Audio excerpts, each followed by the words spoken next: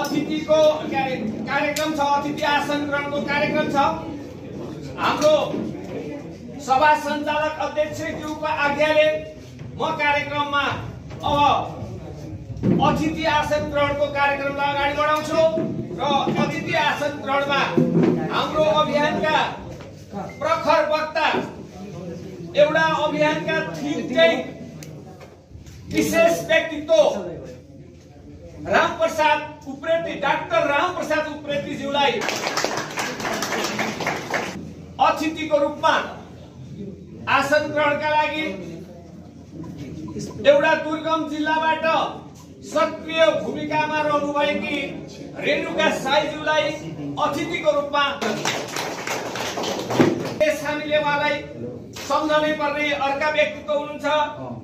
उहाँलाई अतिथिको आसन ग्रहण गरिदिनु हुन म राजेन्द्र लाखाज्यूलाई विशेष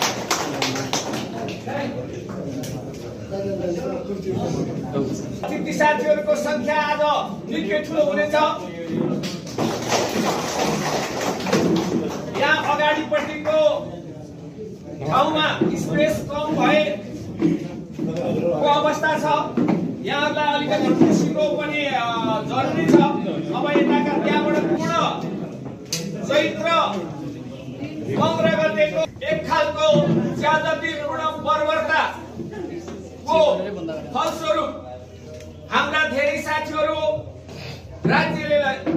राज्यले विभिन्न प्रकारको अभियोग लगाएर हिरासतमा लिएर 78-80 दिनसम्म हिरासतमा राखेका ती हाम्रा अभियन्ता साथीहरू जो हाम्रो यो आन्दोलनका योद्धाहरू हुनुहुन्छ, उहाँहरू आज छुटेर यहाँ आइसक्नु भएको छ र हाम्रा विशेष हाम्रा आदरणीय व्यक्तित्व यो अभियानका संयोजक दुर्गा परसाईज्यूलाई अझै पनि थुनामा राखेको छ।